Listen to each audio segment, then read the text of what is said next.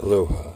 I just fed all the street cats. They were all accounted for and they got fresh food and water. In yesterday's monologue, I was talking about what I was doing 20 years ago. I talked about how I was driving my van and the Live Oak police ended up stealing my van and all the contents that were in it. They never gave it back.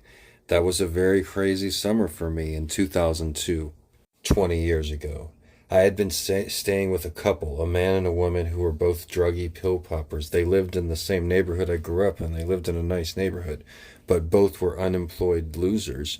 But the woman living in a house, that neighborhood I grew up in, was in her elderly parents' house, a nice house, and they had just moved to a retirement home, so she had the whole house to herself. My room was made for her daughter, who she had not seen in years. This was due to the woman's mental condition. She was with this scumbag named Stu, and they were both did a lot of drugs. She was better off than Stewart, but Stewart was using her for the place to stay and cars to drive. He was intentionally crashing cars so they could get meds.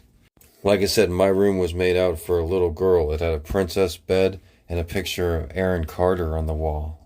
My big long legs hem over the princess bed, and I would actually later come across Aaron Carter, that guy, in real life, but I didn't mention how I would stare at a poster of him when I was 22 years old staying in a strange house. I talk about this in much more detail in my book, Gonzo Education, which is available on Amazon. Check it out right now. People are buying my book, people are reading my book, and people are reviewing my book. They all seem to like it. I'm a good writer, if you haven't fucking noticed.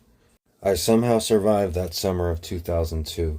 Never underestimate the people that bounce back from everything that was meant to destroy them. I remember the crazy couple had a puppy. The puppy loved me so much. I taught the puppy to sit, give five, and roll over. The last night, I stayed in their backyard, slept on a hammock with the puppy. The puppy didn't want to leave my side. That crazy guy Stuart came out at like 2 a.m. and ripped the puppy out of my arms. The next morning, I woke up, hopped the fence, and walked across San Antonio, basically from the northeast side to the northwest side, all along Loop 410.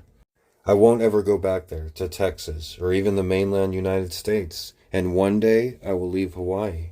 But all these places will exist forever in my mind, and I can visit them at any time.